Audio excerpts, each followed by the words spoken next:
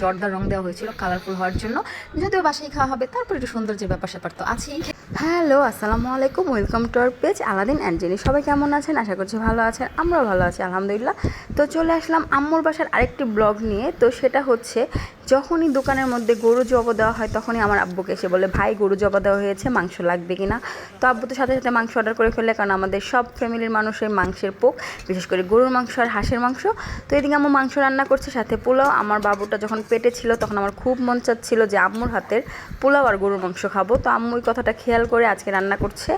আর এইদিকে মাংসটাকে প্রথমে সব ধরনের মশলা দিয়ে মেখে রেখেছিল, অন্যদিকে তেল গরম করতে দিয়ে পেঁয়াজ কুচি, কাঁচামরিচ কুচি, তেজপাতা দিয়ে ভেজে, আদা রসুন বাটা দিয়ে ভেজে তারপর মাংস মাখানোটা দিয়ে দিয়েছিল। আর মাংস মাখানোটাতেও কিন্তু আদা রসুন বাটা, হলুদ, জিরের গুঁড়ো, ধনের গুঁড়ো সব দিয়ে মেখে রেখেছিল।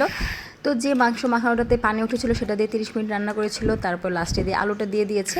আর অনেকগুলো আলু দিয়েছে, সেটার রিজন হচ্ছে আমরা সবাই কষানোর মধ্যে মাংসের আলু অনেক পছন্দ করি, যেটা আপনি দেখতেই পাচ্ছেন। আম্মু মাংস বেছে বেছে আমাদের দিচ্ছিল। আর এই মাংসের পিসগুলো দেখেন একদম সলিড, যেহেতু সিনার মাংস আর কুরকুরে হাড্ডি তো ছিলই, অনেক মজা। আর মাংসের লুকটা দেখেই বুঝতে পারছেন মাংসটা কতটা মজা হবে। এটা দিয়ে যদি ভুনা খিচুড়ি বা লেটকা খিচুড়ি খাওয়া যেত, ওফ সেই লাগতো।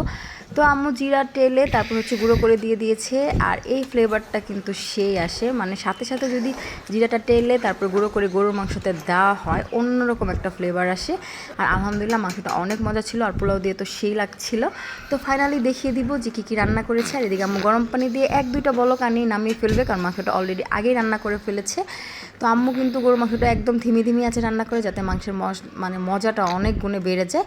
তো এই যে দেখতে পাচ্ছেন ফাইনাল লুক, তেলটা ভেসে ভেসে আছে। আর এদিকে পোলাও রান্না করেছে, উপরে হচ্ছে জর্দার রং দেওয়া হয়েছিল কালারফুল হওয়ার জন্য, যদিও বাসায় খাওয়া হবে তারপর একটু সৌন্দর্যের ব্যাপার স্যাপার তো আছেই। খেতে বসে গিয়েছি, তারপর দেখিয়ে দিচ্ছি উপরে নিচে মাংসটা কেমন হয়েছে দেখতে। খেতে তো মাশাআল্লাহ ভালোই হয়েছে। তো সবাই ভালো থাকবেন, আল্লাহ হাফেজ, আসসালামু আলাইকুম।